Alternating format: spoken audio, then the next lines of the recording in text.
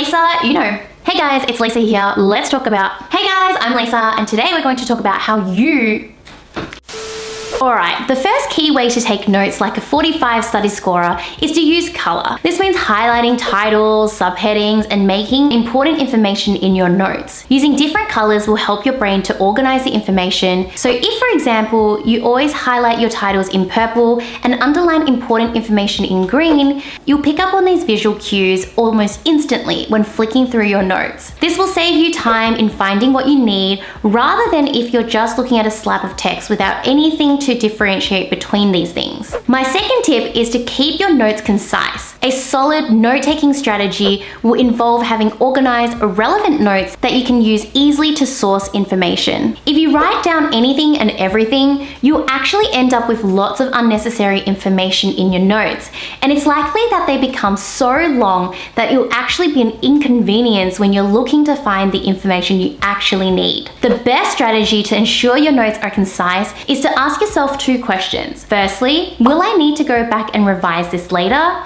If the answer is yes, then ask yourself this follow-up question. Is this something I'll remember without needing to check my notes? If you answer yes to this question, it's unlikely that you'll need to include this information in your notes. Thirdly, try to avoid rewriting notes. It can be really tempting to go back and neaten up your existing notes by writing them out again, especially in the lead up to an assessment. However, if you've taken notes effectively, there's really no reason why you can't work just as well with the notes you already have. Note-taking should only really be a starting point for your understanding of an idea rather than an entire study strategy. By this, I mean that once you've taken notes, you'll then need to develop and apply this understanding through other activities like brainstorms, comprehension activities, and practice questions. In most cases, saving your time by avoiding rewriting your notes is more effective because it means you can instead funnel this time into other study activities that will build your understanding further. My next tip is to avoid ruling out handwriting as a note-taking option. It can initially seem more sensible to type rather than handwrite, and while this might be the case for you,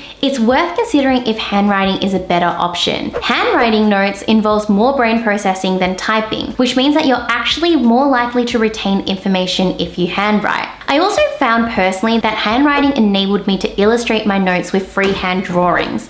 On the other hand, however, typing does generally enable you to keep your notes tidy because you can backspace rather than crossing things out. So if streamlined and accessible notes are important to you, then it might be the case that typing is the way to go. The key here is to make an informed decision about which option is right for you rather than just defaulting to one or the other. My next pointer is to assess what style of note-taking strategy will be most effective for you personally by evaluating what type of learner you are. The 4 key learner types we'll consider are visual, reading, writing, auditory, and kinesthetic learners. There are some online tests you can take to get a better idea of which type or types are most relevant to you. Let's go through these learner types one by one to consider how each will factor into the way you should be taking notes. Firstly, visual learners enjoy having information presented to them as graphic depictions like flowcharts, diagrams, symbols, and drawings. If you're a visual learner, you might decide to illustrate ideas and include pictures in your notes rather than written information. Reading,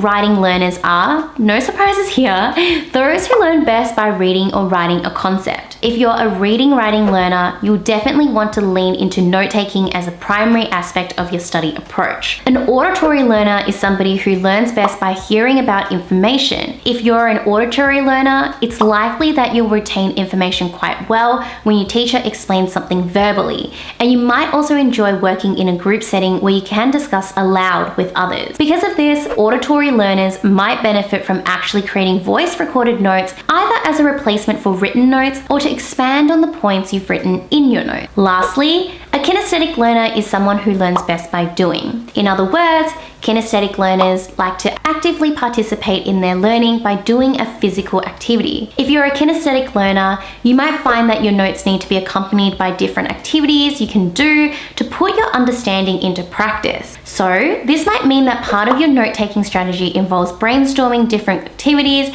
you can do to apply to each concept. Now, having said all of this and knowing what type of notes work best for you, if you're looking for jam-packed A+ study notes written by a top top English students and include everything you need to know about exactly what you're studying in English. Check out our LSG study guides. They'll take the heavy lifting out of having to write your own extensive notes, and with guides available on just about everything you need to be studying in VC English. If you'd like to browse and download a free sample of one of the guides, just check out any one of the guides and hit that free download button. Thank you so much for watching, guys, and I cannot wait to see you guys next week. Bye!